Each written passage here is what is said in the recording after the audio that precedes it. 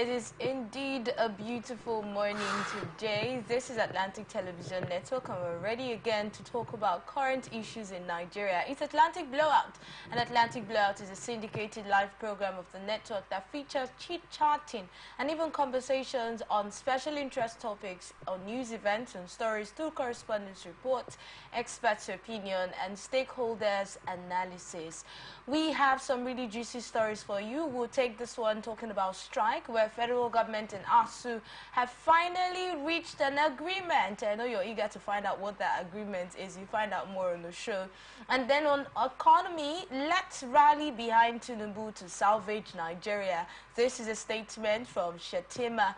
And then on governance, governors meet over minimum wage, local government autonomy, and others. And then on hardship, prayers replace medicine in Nigerian homes, a statement by Peter Obi. And we'll look at this story about state policing, where experts disagree at NILD's dialogue. And then a story on food shortage. Insecurity is the major cause. This was a statement by an institute. We have our guests already seated and ready to talk to you. We'll introduce them and delve straight into stories after the short timeout. Please stay with us.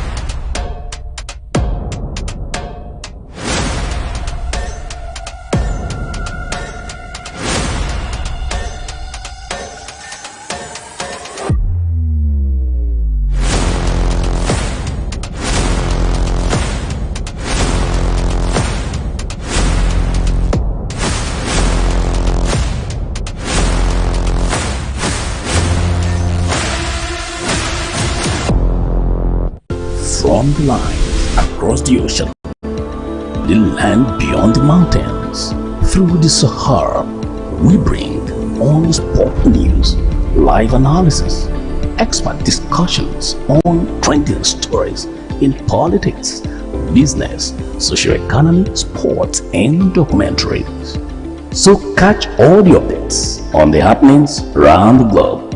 Stay focused on the fact today. Only on ATN.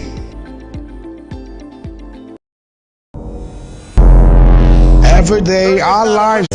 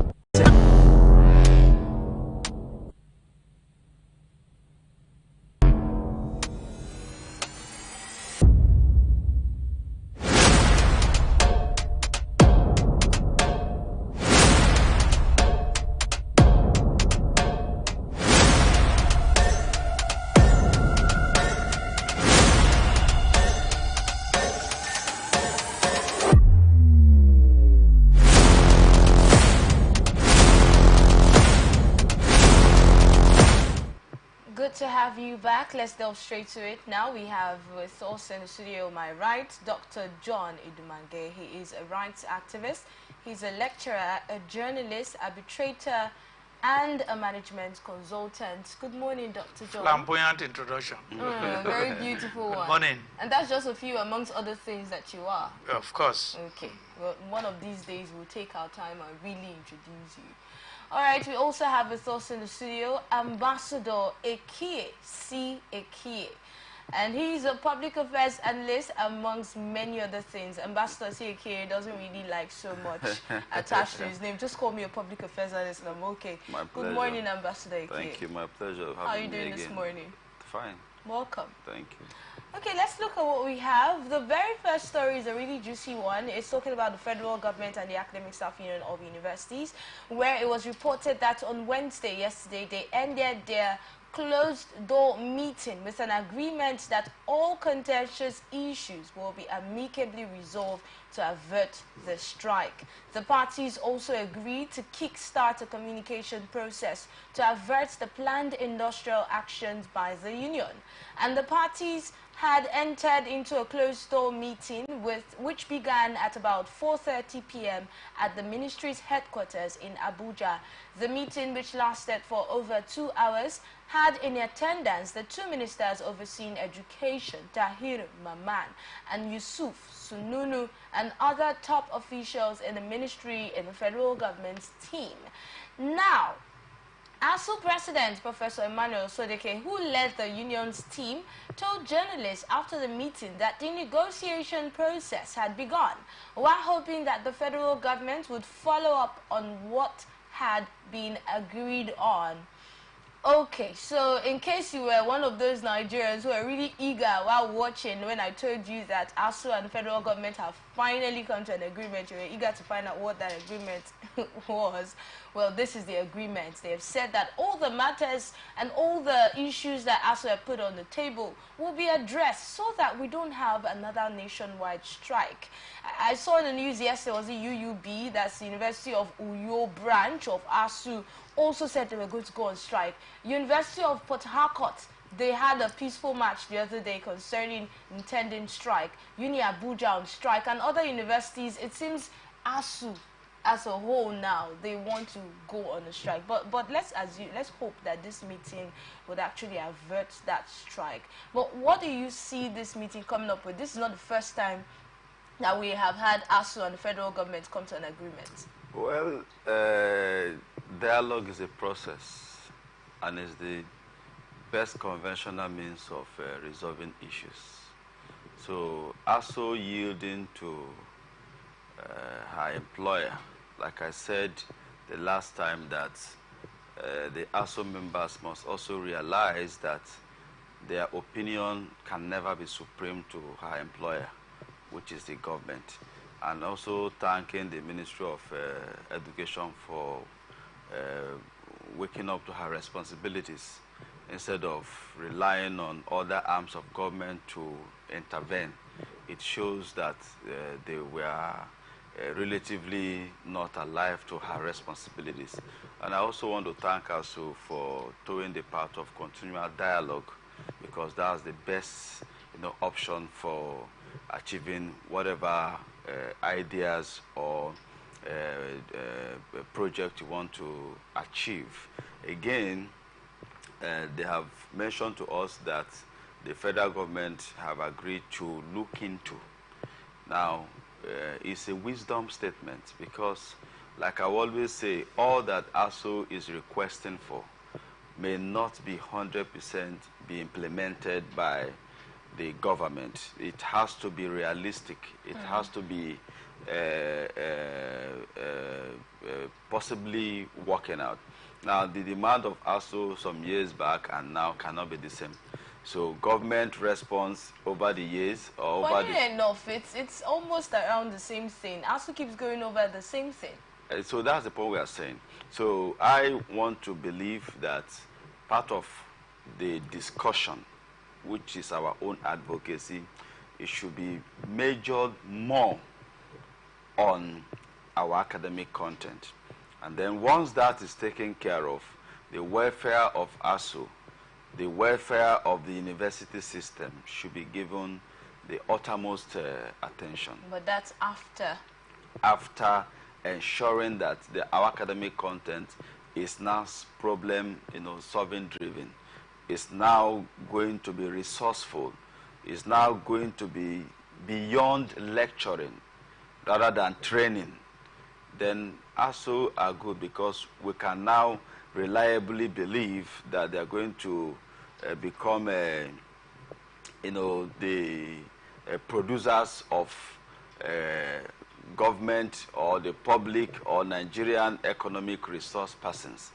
that will help aid our dying or weakening economy. So we rely so much on ASU because, like, we always know that the education is the strength of any nation. So the graduates you turn out is the hope of any nation. So that's why we are very much interested in the academic content. That's why we are very much interested in what is happening between the government, the employer, and the employee also. Okay. So I think once this is achieved, we'll have that we'll issue have But you've been talking about the academic content, and from conversations that we have had and your stance on the ASU and federal government's, should I call it a buhaha now, dialogue or conflict for some time now, what would you have to say about University of Port Harcourt ASU branch now? They said that for 30 to 40 months, they haven't been paid their promotional salaries. So you're promoted to the position of a professor, and then you are not being paid in that regard for 30 to 40 months now. Were you actually the guest we had yes, the well, day we talked about this? Not really. Okay. Well, relatively. So how would they be thinking of solving the content first, the educational, the content of our curriculum first, before actually solving the matters of the stomach? No, you see, they are not being denied their basic salary. The promotional payment and the promotion that is being done is an appreciation to their services, which is wonderful. Now, I'm not saying or holding brief for government. Why have these processes so much been delayed? Most of the times, you understand with me, because of our bureaucratic nature of what we intend achieving, is slow pace the execution of government policies. For 30 to 40 months. Yes, and most times, relatively, it could be politicized. You know, so until our system becomes very fair and very justifiable, most of these processes that are being delayed, the bureaucracy in our system ought not to delay most of this kind of arrangement. But again, I know that we have bad leaders to a reasonable extent. When promotions are being made, I'm sure that ASU is not the only arms of government that promotions are made, and then the salary, what goes with that promotion, has not been done. Now, you realize that we are already going through economic challenges as a nation, and I also will want to assume probably that the federal government do not have that resources yet. It's like a budget. When a budget is being passed, it doesn't mean it will be executed that way. It will be only realizable when the funding is there. So sometimes they can put in the budget, we're going to construct 50,000 whatever classroom in Uniport, for instance. And then the government do not have the resources to fund it. So it will now be assumed that, government said they will build this thing this year. Why have they not done it? Right. It seems somebody have stolen the money. So funding is different from budget. You actually believe that it could be a case of the funds not being available. That's why lecturers have not possibly been paid. Dr. John. That's not true. See, some time ago we suggested that, Nigeria, for the past trend, for the past 20 years or so, have been in the system.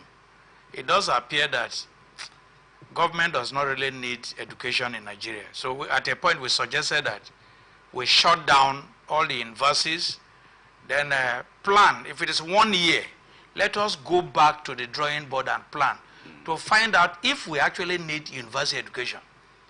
Now, UNESCO, for instance, suggested that the funding of education for developing nations should be at the minimum is 15% of the budget. Now, the current, if I go back, it's a sad tale. Now, the 2024 budget has about 27.5 trillion, and only 1.something trillion was allocated to education. And that, amounts to about 6.2%, 6.3%, which is far below the UNESCO recommended threshold. But education is not the only sector that has a low funding in the budget. Listen, I'm a university lecturer. See, do you know why they take education as a public good at the basic level? Because without education, number one, you cannot even read and write. Without education, most of other services you perform cannot be performed. If you are a nurse, even if you are a truck pusher and they say don't urinate, or you are a driver and there's a road sign that this is road closed and so on. So education is not just an industry of its own. Education is something that empowers, enables other sectors of the economy. Now today, Nigeria is facing a dire situation. Brain drain continues to occur and nothing can stop that. There is demotivation of the workforce, and that is why every little thing you talk about, universities, when you say ASU continues to bring up the same matters time and again, it is because the federal government has refused to address these matters. I'm talking about, sometimes we talk about the agreements that were reached about 20 years ago. The federal government has not implemented them. If you look at the way education is funded, even in landlocked countries like Gaborone, that is Botswana, Ghana, and so on, you will weep for this country. So you have brain drain going on. You have, because of poor funding of our university system, you see decay in infrastructure. The quality of education has been watered down. Nigeria, which used to be the education laboratory of Africa, has been relegated to the background. Nigeria has lost that competitive edge we used to have in education. I told you the other day that when UI was University College Ibadan, affiliated to the University of London and so on, Pakistanis, Indians, other Asian countries, even Europeans were coming to Nigeria to acquire education. That the quality of our educational system was, comparable to that obtainable in London and so on. So much as the federal government has made similar statements in the past. Way so back. You don't see this one being different? No, I am not. I am to be on the side of optimism. I believe that government will do something, but they have made several promises like that in the past. Oh, we are going to see to it that all your problems will be solved and so on. Let us look at the outcome. Let us see how the federal government will muster up the political will to be able to address these issues. When Ambassador Kie stated that probably the reason why the professors have not been paid their new salaries for 30 to 40 months could be because of the economic situation, and maybe because we do not have the funds, the government does not have the funds to actually settle that. And that is not, according to him, that might not really be the only sector where there have been promotions and people have not been paid. And your statement, your response to that was, it's a lie. So I am still waiting for you to give me reasons why you actually say it is not that. This is a country, this budget, so much is allocated to defense, so much is allocated to other sectors. And this is it, I think we have been in an anti-intellectual administration for too long. In fact, the best we have allocated to education was during the time of IBB and Goodluck Jonathan, when the government was able to allocate about 12% of the total budget to the education sector. Our problem with Nigeria is not about whether there is fund or not. We have enough money. Our problem is this money is being mismanaged by a group of people. Rent seekers, empire builders are the people at the aim of affairs. And these people, knowing that if they give preference to education, if they prioritize education, university education, it will come to a point where education is the only thing that can bridge. When you are in the classroom, I was in the classroom. I made in 1992, I made the best result in my class. I was a poor boy. Sometimes even to take the cigarette to drink was a problem. But education leveled us. Yes, those from the rich families and those of us from the poor families, we were leveled. And by the end of the day, some people from even poorer families, we are doing better than. If we look at the budget allocation for health, it is also very low. and it's below standard. So education is not really. You can imagine. You can now know. You can now know why our doctors, nurses, and so on are going to. They are living in droves to Canada, to Australia, to America, to the United Kingdom. We are using our hands to kill this system. Now, the education of some of these doctors and so on was education that was subsidized with Nigeria's money. So through this brain drain syndrome, Nigeria is not just losing manpower, we are also losing the money we have invested. So if we are part of the government, the federal government and so on, sectors like health, education, you don't joke with them. Even in Great Britain, when nurses and doctors go on strike, it is an emergency. But here, I don't think government is serious. So what the final word I want to say is that government has made a promise. We are going to look into all your problems. That is just a political statement. That's what you will see. In the next 1 or 2 years, these same issues we are discussing will be discussed again. So government is not, but my submission is that the federal government is not serious about providing education. And that is why, to a great extent, the private universities today are flourishing. Why? Because people have lost confidence in our public universities. But considering, let's go back to what you said earlier. Considering the economic situation of Nigeria currently, is this really the right time for everyone to start talking about funding for themselves, maybe salary increase, minimum wage, all of these things coming up right now, considering the state of the country's economy? You see, I want to believe that because most people do not have confidence on the words of our leaders, so assumptuously, it could be when they even say there is no funds, no money, people tend not to believe. Right now, our economy is actually strained when it comes to finance. Our economy is bad. Now, we are not discussing the cause of why we don't have funds. But the point here remains that we have got the general assertion that we don't have money. Our economy is bad. Recently, they published we are indebted to about 20-something trillion, right? 121 trillion. Naira indebtedness. Now, you also... Even though that figure has been corrected now, that it's not really up to that. No matter, even if you say 70 trillion, it's still a huge amount of money.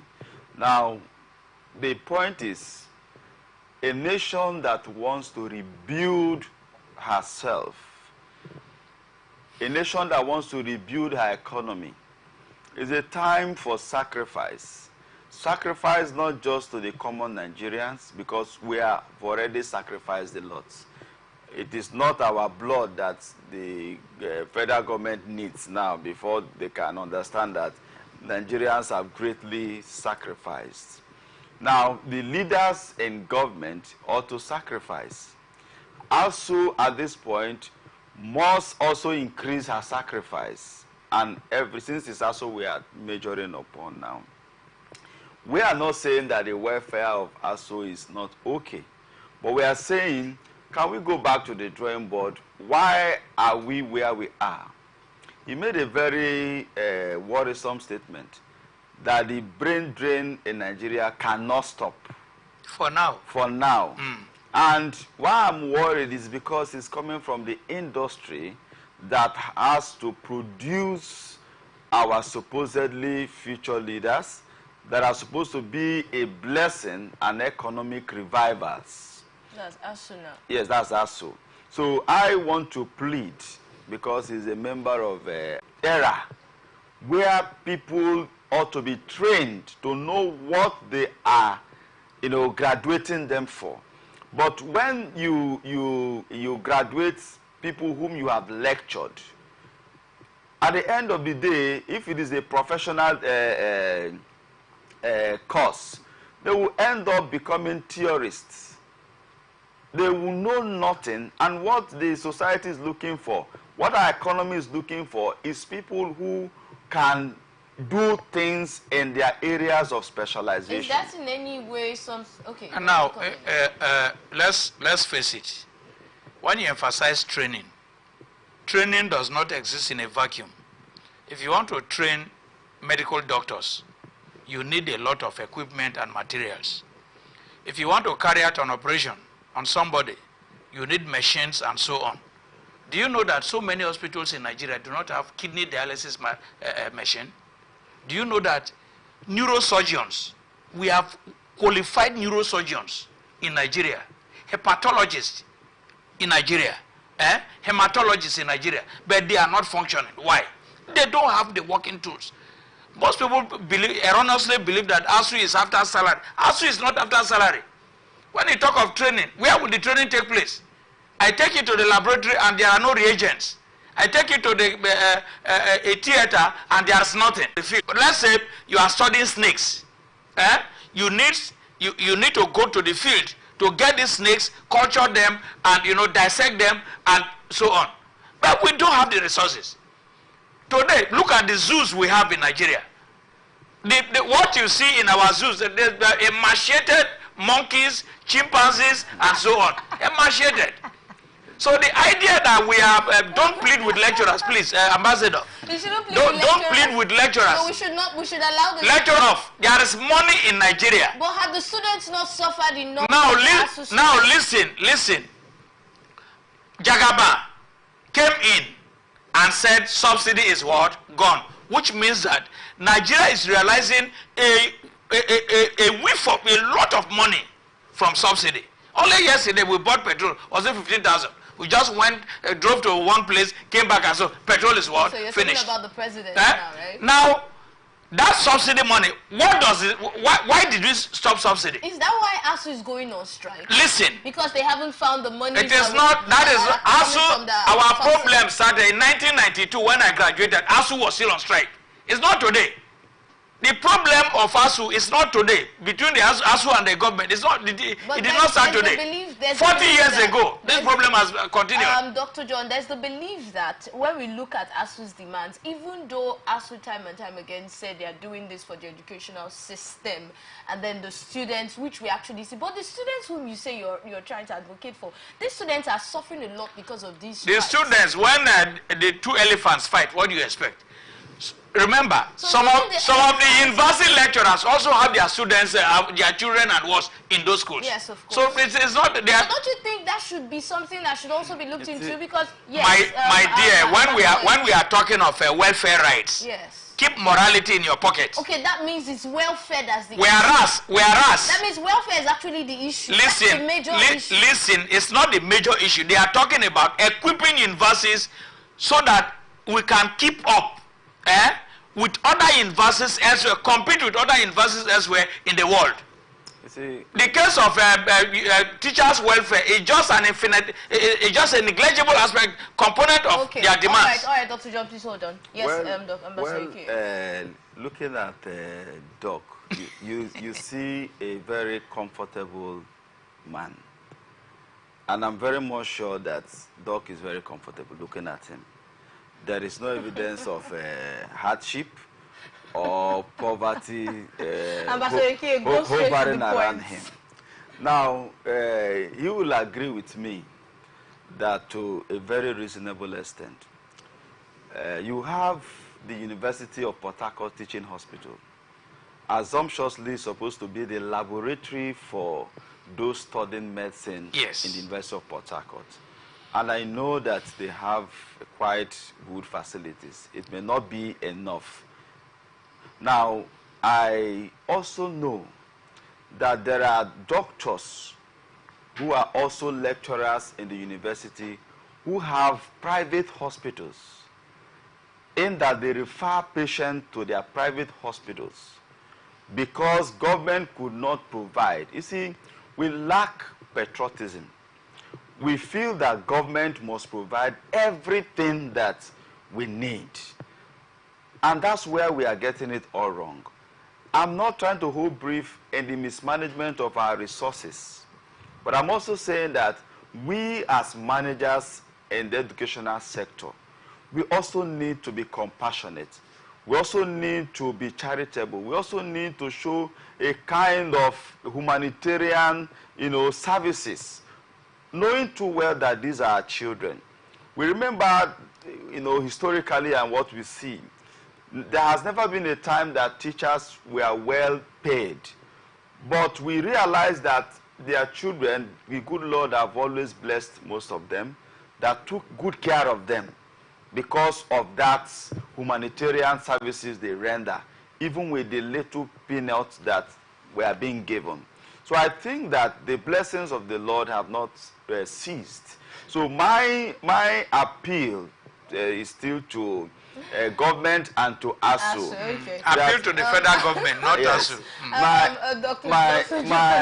My appeal to the federal government, thank God that the dialogue process is ongoing. ASU should realize, that's why if you watch well, and which I applaud the state government who have ensured that the issues within their universities don't degenerate to the extent of strike anymore. And that's why most parents are taking their children to government universities, because the chances of strikes have been reduced. That's in Rivers State. I use Rivers as a case study. Not with other states. It's not the same in other states. At all. Now, Rivers State as a case study, which is a wonderful one. So I want to feel that the last time I also, I feel, and I still maintain that the equipment in the universities, there are instances where we hear that lecturers don't even allow students to access those equipment very well, in the fear that when it gets bad, they will not be able to replace it or maintain it. And we frown at that. If government have been able to provide little one for the training, if you produce 50 graduates, can you give us good quality graduates that in turn will make positive impact to our national economic lives? So don't deny students of access to the available equipment for their training in the guise that if it's spoiled, we cannot replace it. And more so, ASU should also begin to think of how to increase our revenue. Now, the era of university autonomy, advocating for it, like I said, 100% I agree with it. If the university will be given autonomy, which is not absolute autonomy, but if you ask me, they already have some sort of autonomy, because you have the Senate, you have the governing council, which are managing the university system. Okay. Again, let me wrap up on that on this note. On the issue of ASU not relying completely on government, I know there are spirit philanthropists who have also supported the university system in no little measure. For instance, the civil engineering department of the university can bid for contracts. Most of the projects that have been constructed in the university environment, instead of the vice chancellor to award it to the university, or probably the department, either civil, electrical, to become the contractors of these infrastructure. Then you will politicize yes, you will still go and bring people outside to come and do that contract, so that you make personal we will have to move on to another story, but I see Dr. John is really itching to actually comment. No, the point is, when you talk of the ASU federal government face-off, it's not a thing of, in fact, before you were born. Some of them, I'm talking about some of the comments that Ambassador Eki stated. Yes. He mentioned the curriculum earlier, that should actually be something that should be looked into first, because how can we ask the federal government to fund an outdated curriculum? Our curriculum... And then he also mentioned the autonomy and other things he mentioned, yes. The university autonomy thing, do you know why the federal government cannot grant it? Education is a public good. If you grant autonomy and you allow, like you said, a university should look inwards to generate revenue. What if they increase the school fees to 1 million naira per student? How many students will be in school? It mustn't be on school fees. Two, if they are operating consultancy services and they begin to charge money for every little thing, how many people can pay? Talking about awarding contracts, when you try to award contracts, bidding and so on, you politicize the entire system, and it will be worse. The universities will be worse off. So talking about curriculum, our curriculum is up to date. The only problem curriculum is up to date. It's up to date. The only problem is implementing the curriculum. That is where hold on. Let me get you there yes. before you move on. You said our curriculum is up to date. Yes. But the issue is implementing it. Yes. Doesn't mean we're not using our curriculum. We are okay. It's like you are not an That's educationist. Why you have to Listen, to you are us. not an educationist. Viewers, when you talk of curriculum, let's say in the year 1, students will study 1, 2, 3, 4, 5. Now, when you look at the system, you don't have material to study 5, 6, 7. So those things are cut off. You end up studying 1, 2, 3, 4, 5. 6, 7, 8, you cannot study because the equipment are not there. So our curriculum is one of the best in the world. But the problem is implementation. And that implementation hiccup. Now we hope to revisit this, and we also hope that the outcome of the meeting will actually put a stop to the intending strike by ASU. Now on the next story, Vice President Kashim Shettima on Wednesday has called on the members of the Federal Executive Council and the other appointees of President Bola Tinubu's administration to rally around the president to salvage the country. The spokesperson of the Vice President, Stanley Wokocha, in a statement said Shettima spoke when he received a high-powered presidential delegation in Kano to condole with him over the loss of his mother-in-law. Now the Vice President, who reiterated the president's genuine leadership, maintained that Tinubu meant well for the nation.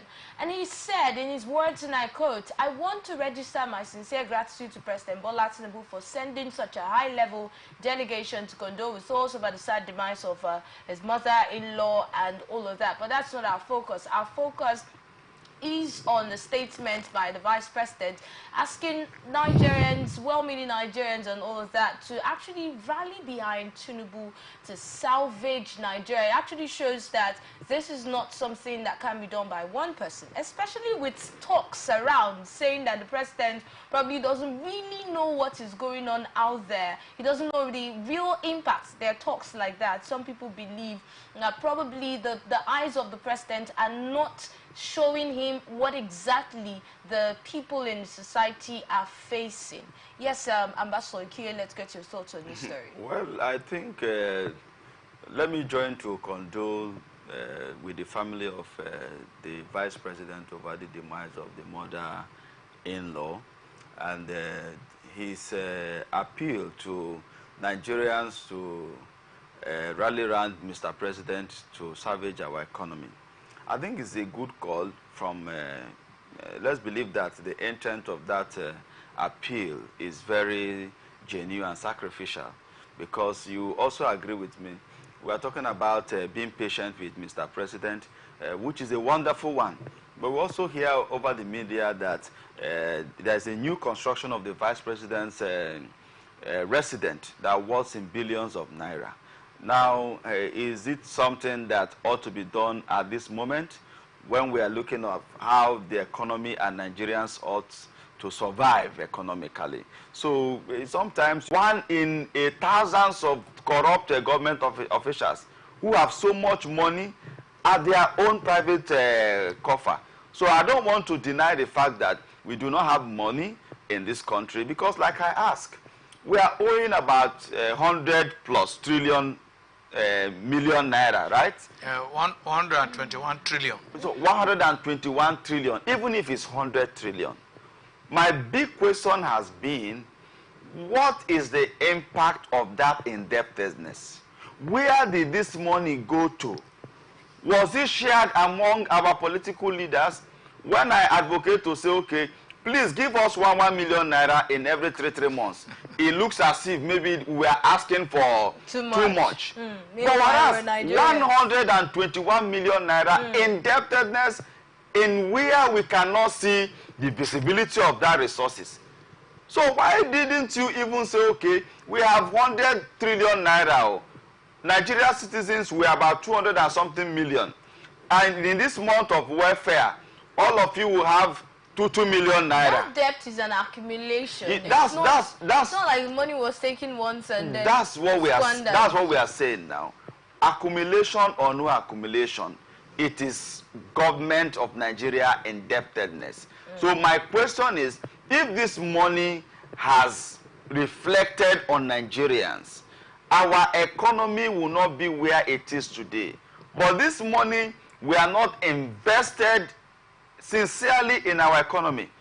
Because imagine a private businessman who runs a 2 trillion naira business.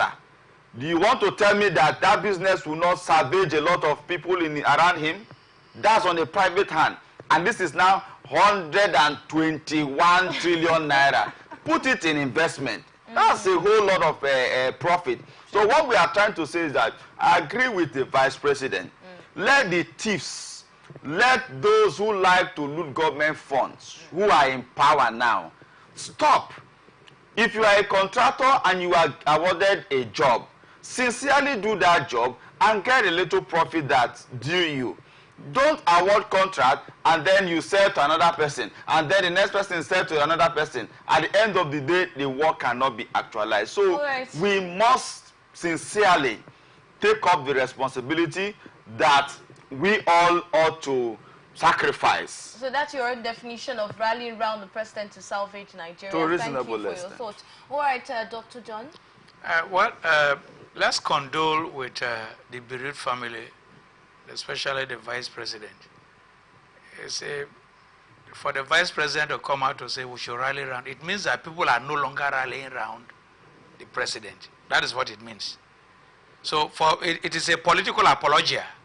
You know, politically you are now telling people, rally around. It means that people are, he has noticed that those people who initially rallied around the president at the time he came to office are no longer rallying around the president. That is what it means. Now that said, I think the vice president should not tell Nigerians to rally around. He should rather be more concerned with the economic policies of government, how it will revamp, how the federal government can revamp this economy. People are dying. There is hunger. Unemployment is rising. There is hopelessness. Our youths, after training them to become graduates and so on. If it is true that this government has passed a bill and assented by the president that all those who are engaged in drug trafficking should be sentenced to death, why can't they also pass a law that any politician who steals up to 20 billion naira should also be sentenced to what? Death. Too much, sir. Even 20 billion. For instance, the federal government can put a benchmark of a particular amount of money. 1 million. If you steal XYZ amount of money, you should also be sentenced to what? Death. That is when we are talking. You are talking about people rallying around the president when there is no accountability. You are talking about people rallying around the president when there is nothing like, we are operating a government of denial. When people came up with this issue of a subsidy still being sustained to the tune of 5.4 trillion naira, government denied. It does appear that this government likes to deny almost everything. And you are denying, but the body language and what we are seeing on ground is that this thing is true. Because if subsidy is no longer sustained, where is the subsidy money? Why can't we use part of the subsidy money to revamp public universities? Why can't we use that money to increase the minimum wage of people and pay them? Why can't we use that money to construct better roads? Why can't we invest that money in agriculture so that we can be food, there can be food security in the country? The vice president should rather advise the cabinet, the federal cabinet, that they should, reduce the cost of governance. Allowances given to them is so robust. When it comes to the poor man, they say, oh, we should, my belt now is so lean that I used to have a slightly big tummy. The tummy is now emaciated.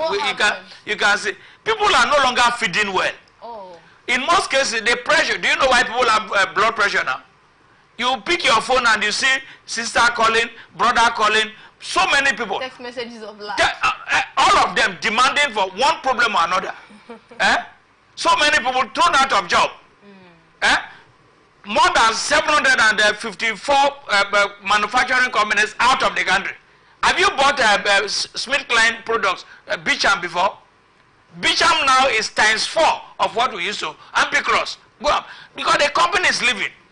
The multinational corporations are living. I expect the vice president to rather, convene a meeting with the cabinet to see how they can make, invest in infrastructure so as to woo investors to this country, so that way they can create jobs. That way they can mitigate the poverty that is harassing the ordinary Nigeria. So for me, the vice president's statement does not hold weight at all. It should rather emphasize accountability, emphasize transparency. Government should come clean in how monies are being spent. If the appointees, yes, you want to come in on the area of subsidy, right from when Mr. President said that subsidy is gone, he even made it clearly that there is even no allocation for subsidy. Yes. So, like I also said that whenever there is budget does not mean funding. So we may not really assume that the money for that subsidy is available.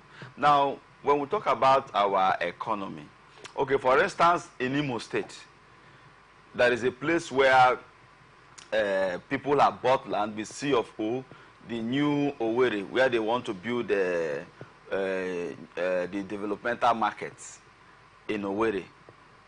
As we speak, people who have C of O, who have bought land for investment purposes, private individuals, the government is, what do you call it, bulldozing that place to take over the place without compensation, without discussion, without seeing that these ones are our citizens. Now, when you go about such kind of attitude, are you encouraging investment? These are private people who have hustled. These are people who have not stolen government money. And then you have left those who have stolen government money's property to those who have managed to work and save money, saying let us invest so that the citizens of Imo State will have employment to complement what government is doing. And now you are going to take over that place to put up projects that may not even be impactful on the people.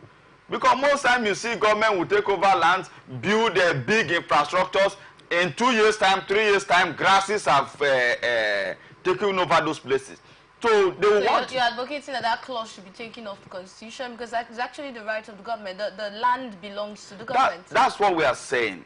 The fact that you are governor does not mean that you are governor for yourself. We gave you power, we gave you the right to take charge and manage our resources, right? So for you now to begin to handle me, a citizen, because you feel that you have now the power as a chief executive officer who allocates C of O, right? And then you want to do it the way it pleases you at my detriment. Remember I told us last time, this was same governor who went to, who led the governors of the Southeast to meet the governor of Lagos State when it was about demolition. And he was pleading prior to the election. Yes. And now you are saying that consider these people and all that. Now the one you are trying to do, have you called the owners of those lands? Have you now sought their opinion? Because you felt you have executive power. So this kind of rascality should stop. Because we are talking about reviving our economy, and then you are now trying to do things that discourages private investors. Like you are saying, private investors are leaving, right? Because the situation is not comfortable. The ones who are trying to invest, you are trying to deny them with one mad project or the other. That after one few, we can see around, even in Rivers State and some states, you see big projects, big building that government will say we want to do this, right? Take over lands. Go to those places. Grasses are taken over. Whereas if it's a private individual, probably that place would have generated employment and all that. Ambassador, that is why, within the larger context, you cannot talk of, the Land Use Act of 1978 as amended. It's an obnoxious law, a law that should not have should be expunged from the Constitution. Wicked law. We have the Petroleum Act of 1969 as amended. This is my piece of land. I have oil inside. They say the land and the oil inside the land is federal government. It's not my own. That is unfair. It's against natural justice. It's against equity. It's against good conscience. So you cannot possibly, the vice president should rather tell those in government to rally around the masses. The masses cannot rally around them. The masses do not even have the strength to rally around the federal government. The masses are already, so we are already on the floor. University lecturers are dying. Ordinary workers, their take-home pay cannot take them home. The youths are becoming helpless. Some are taken to drug addiction and so on. Some are even contemplating suicide. Most of the youths, girls who have left university now take up hook-up business. Is that what they call it? Is it hooking or hook-up? It's a very fine way of saying, you know, it is getting to a point where most of our graduates will return their certificates to the universities so they can pay them back their school fees. That will be fine. So they can now use it to open kiosks and begin to do business. Okay, did you say that will be fine? Yes, that will be fine. So we should all return our because the university they attended, more or less, the education is. We are not saying that the essence of education is just to get a job to do. Okay. But when you go to school and you acquire skills, government should be able to provide that enabling environment for you to practice what you have learned in school. True. All right, thank you so much for your thoughts on that particular one. We'll take some time off now. My guests need to take some water, all right? And then we'll come back to continue the show. We have other interesting shows or topics for you today. Please stay with us.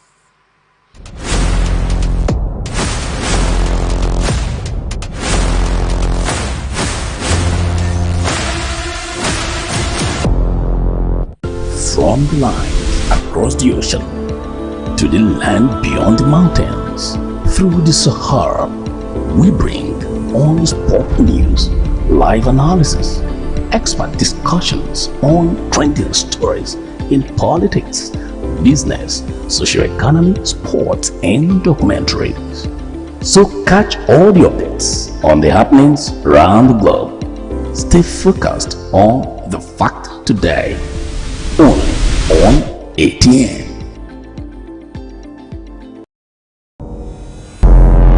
Every day, our lives are changed by history. We are one people, all of us. Leaders, politics. Nobody's ambition is what the blood. I have fought very firmly. Natural occurrence, war, and the world economy. I belong to everybody, and I belong to nobody. ATN covers it all on ATN Politics today.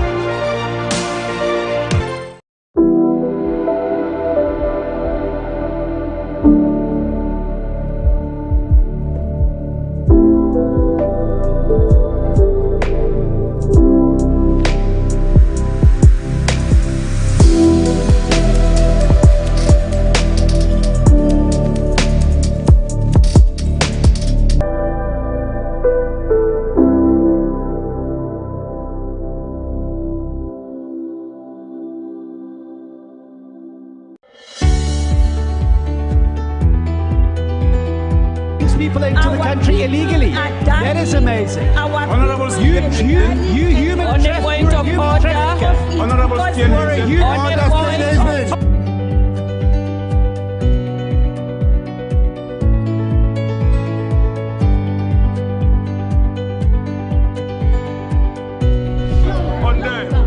are not picking our calls. They made up their minds. So no agreement with the EU, but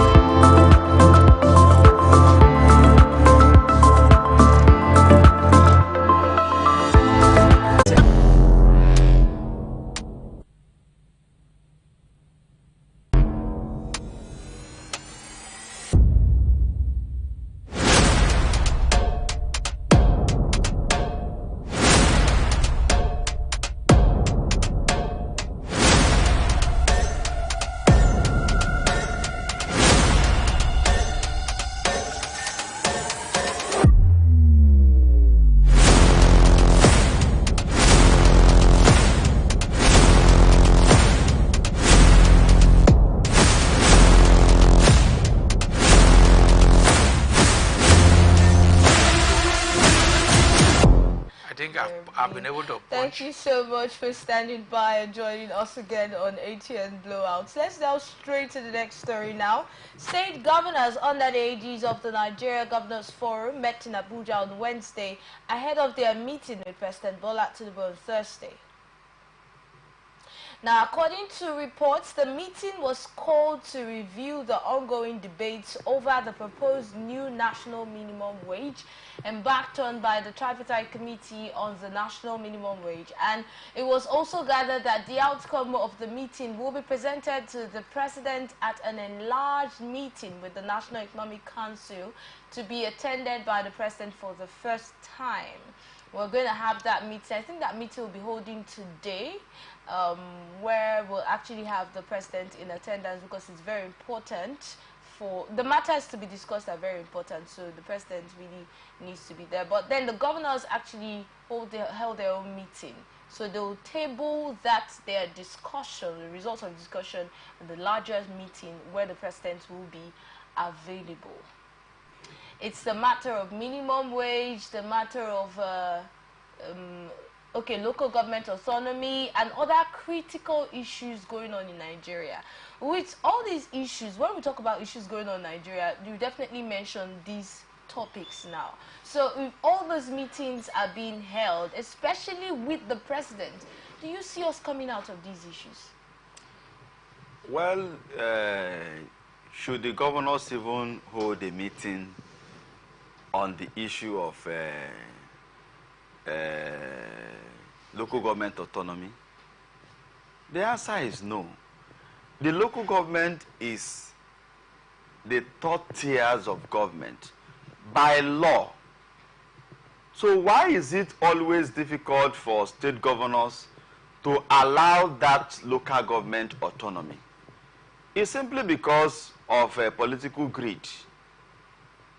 But if it is for the welfare of the local indigents, I don't think there is anything to begin to meet or imagine they are talking about autonomy of the state. If they now say that, okay, states should no longer be autonomous, right? They should reduce or remove the autonomy of the state. Will the governors be happy? Knowing that the state is a tier of government, right? The same thing is applicable to the local government. So don't be wasting our resources over issues that are lawful and beneficiary to the people. Now, number two, on the issue of a minimum wage, well, I think it's about the issue of the governors coming into agreement on what is possible. But you will agree with me, even the last minimum wage, there are some states that paid, some have refused to pay up till date. So I don't even think that investing our money in going to discuss minimum wage is going to be very fruitful. But let us assume that these are new set of governors with new breed, without much greed. So let us agree that they are meeting, yesterday, rather, we're going to yield a uniform minimum wage agreement. All right, Dr. John. Well, on the issue of local government autonomy, that's a constitutional issue. It is stated that the local government is the third tier of government. As a result, when during FAC, monies are supposed to be paid directly to the local government chairman, but we now have a situation where we have JAC, the Joint Account Committee and so on, where monies meant for local governments are paid into a joint account where the states have a preponderant control of such monies. Thereby, in some states, you see the local governments existing as just mere appendages of the states, of the state government. So I think there is already a matter in court. The Supreme Court should decisively state that from today on, from now henceforth, the local government should be autonomous. So again, the Supreme Court should go further to state that any monies going to the 774 local governments should never be tampered with by the state government. That is number one. Okay. The second one is on the minimum wage. Of course, you know that there are some states that can hardly pay, what labor is demanding for. As for the Niger Delta states, the 6 states in the oil producing region, if our leaders are true to themselves, even if they say the minimum wage is 150,000 naira, they should be able to pay, or even less, slightly less than that. But there are some states in far-flung north and other parts of the country where, if you look at their FAC allocation, it's usually very small. So the federal government should be able to cushion the effect. Remember, as at 2014, when the economy went so bad, the federal government even borrowed money and gave palliatives. They call them bailout. So many state governments could not pay salaries, so they gave them some money as a bailout fund. So that meeting is very, very crucial, because much as some states can pay, other states may not have that financial capacity to meet such salary obligations. So I expect the government to say, okay, for the states that cannot pay, this is what we can do for you. So it is a matter of priority. The essence of development, the modern concept of development is all about the human beings, not road, not other infrastructure. So if the human beings are well catered for, if the welfare of the average worker is prioritized, better for that state. It will improve the productivity of the state, it will make the civil service to be vibrant, and so on. But that said, there are state variations. There are some states that may not be able to pay. So I expect the federal government to moderate the meeting, and I expect all the state governors and the federal government to agree on what they can reasonably pay without hurting other sectors of the economy. I think on that regard, Quickly. the minimum wage is a law, and there may be no law for Niger Delta states and all of that. But I think the issue of workers' welfare, it should be a thing of morality. It should be something that should be done with compassion. So I believe that it's not just about going to meet the president and the Economic Council on the issue of if they are able to pay or not.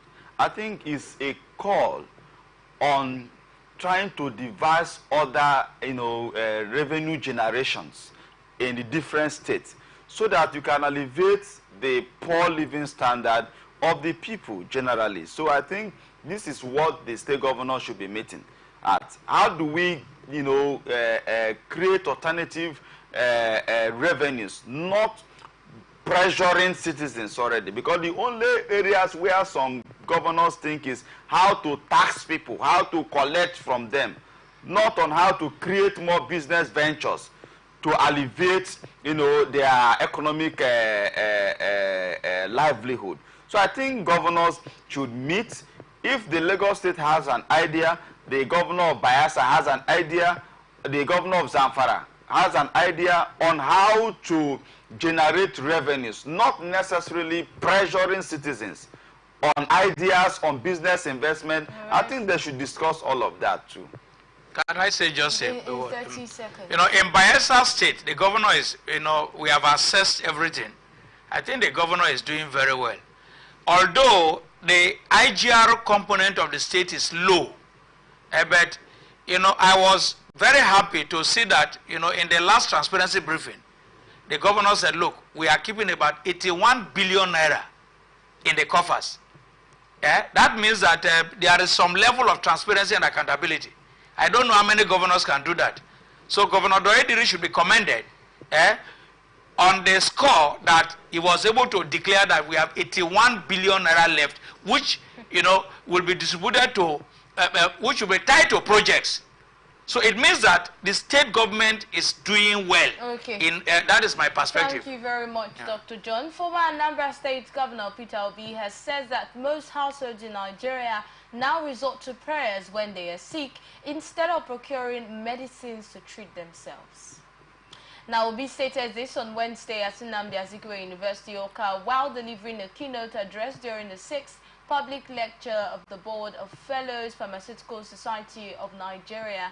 He bemoaned the state of the nation's health sector, saying many pharmaceutical companies have left the country, making drugs very expensive for the poor, which is the reason most homes now resort to prayers instead of taking drugs.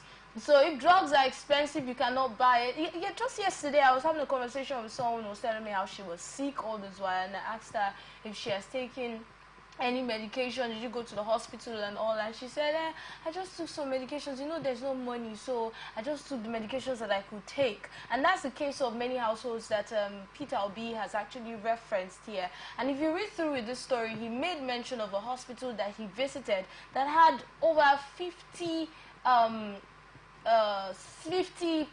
patients now. I think he said women, pregnant women or something like that. But then he said it had just one.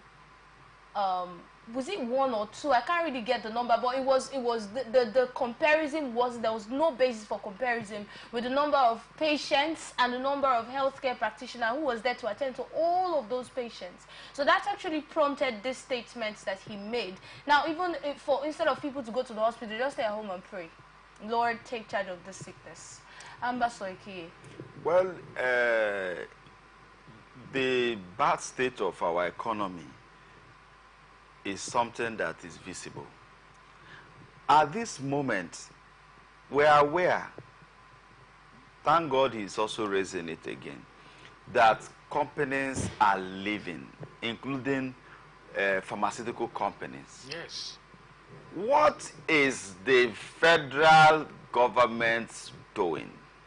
What is the state governors doing to ensure that these companies are not living?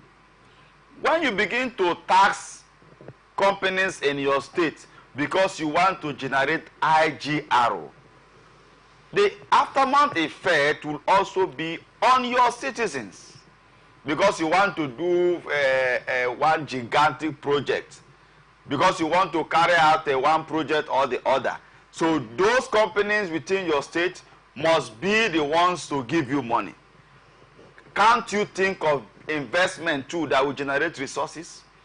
So I want to call on state governors and federal government to intentionally begin to look at the cause why our investors are leaving. And of course, you can't take away insecurity. Like I said the last time, because the source of their raw materials have been badly closed because of insecurity in the forest. So those who source resources for them, for the manufacturing, can no longer have access to it. So I want to encourage that the federal government, our leaders, those who have made so much money from this government, businessmen, private individuals who have also, God have also blessed you and I. It is time for us to help the needy. This is the best time to do charity. This is the best time to do philanthropy. So we should not just rely on government alone. I thank His Excellency Peter Obi by the comment that he visited for first, and I'm sure he may have also done one charity or the other to alleviate them. So we need more people who will not stay in their comfort zone. There are people who have too much money and they don't even know what to do with those money. So it's not time to keep the money, because you won't build any house in heaven. You will not also build any house in hell. So I think the resources that you have, it is time to be charitable. Okay. Now, another angle to this mass exodus of companies out of Nigeria is this. You know, Tinubu came in as president and devalued the Naira. About 150% devaluation of the Naira. Now, that said, you know that most of these pharmaceutical companies, although they are sources of raw materials, they get some of their raw materials here, but some of them are imported. Now, when you import, you pay more, because you are going to import with you are not going to pay naira, you pay dollars. Yeah. So by the time you import and you bring in these raw materials, as you produce the drugs, let's say you are producing bicham, by the end of the day, the cost of production rises astronomically. Yeah. So most of these companies are no longer realizing profit. The rate of the return of investment was no longer coming. The second reason is that if you are going to produce drugs and you will construct a road leading to a pharmaceutical industry, you are the same person to provide power supply. Meanwhile, you are employing people and you are also paying, and so on. By the end of the day, the cost of production becomes so high that you now begin to think of relocating to a place where there will be ease of doing business. For instance, when Michelin left here, they went to Ghana, and things were better for them. That was some years back. So many companies relocate here and go to Angola, where the tax regime, infrastructure, power supply is there, and so on and so forth. So government has to, be realistic in, mounting the idea that we are here to mitigate the suffering of people. Government, for now, for the past 1 year, government is rather making conditions more difficult for Nigerians, because you impose all manner of taxes, you devalue the naira, you cannot do a lot of power infrastructure, and you are chasing the company. We are metaphorically chasing all these companies out of Nigeria. Yes, we are chasing them, because if you don't, you have devalued the naira. You have devalued the naira. The policies you have devalued the naira. And Tinubu devalued the naira. Listen, you have devalued the naira. You cannot even deploy the so-called subsidy money into constructing good roads. Power supply is epileptic. In my place, for the past 1 year, 1 week. Subsidy money, Ambassador Eke already gave you. Anyway, leave the subsidy money. We have a lot of IGR. These days, at the fact meeting. How much do we at the fact meeting, before now, at the fact meeting, they used to distribute 700 and something billion. Now we distribute money in trillions. 1.7 trillion. 1.8 trillion. Where is this money going to? And you cannot use it to provide power. All you can say is, we want to increase the electricity tariff and so on. Electricity, we are not even seeing. You are increasing tariff. So government is inadvertently chasing these manufacturing companies out of Nigeria. You see, yes. Let me only just say that it's not His Excellency Senator Tinubu that devalued the naira. I think it's our economy, it's our governance. No, it's not the economy, it's a policy. Devaluation is a policy. And why did he devalue the naira? He devalued the naira because it is one of the conditionalities given to him by the World Bank and the IMF. If I'm coming to take a loan from you, I say, Ambassador, please give me 100,000 naira. He say, okay, if I give you this money, ensure that you meet XYZ conditions. So devaluation is a condition for borrowing. And why must we continue to borrow? Only last week we have borrowed another $2.25 billion and so on. The borrowing level is too much. Yes. We are indebted. If they sell this country, and they may give you a Chinese name. Instead of they will say Ching Chong. I sent a clip to Dr. John, one of the shows when he was here. I was vibrating. Where he said Nigeria is owning China, and they're soon going to change his name to Ching Chong. But that's for you, not for me. But we cannot outrightly say that Tinubu devalued the naira. See, when next we are meeting, I'm going to give you a catalog of how much the government has borrowed. You need to come with the evidence to tell us. But you don't even need evidence, because only last week, 2.25 billion.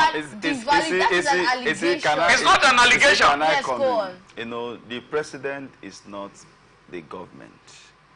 The president is the president of Nigeria. And then, so that's why the only area I want to comment, that the policies of governance is not Tinubu's policy. There is policies. It's government policies. Now, let me come in again to say that one of the areas why we have devaluation is also when you are not a producing nation. You don't have the negotiating strengths. So whatever you're like a slave. And the few persons producing, you are chasing them away. Yes, you know, so so in as much as our investors, our producers are going off production in Nigeria, our dollar and our economy may not really increase. So our appeal is that for now that most of them have gone, we should also now invest new investors. We also should see how we can set up an economic team to go back and dialogue with them. Some of them, their facilities are also here. If they can return back with a very good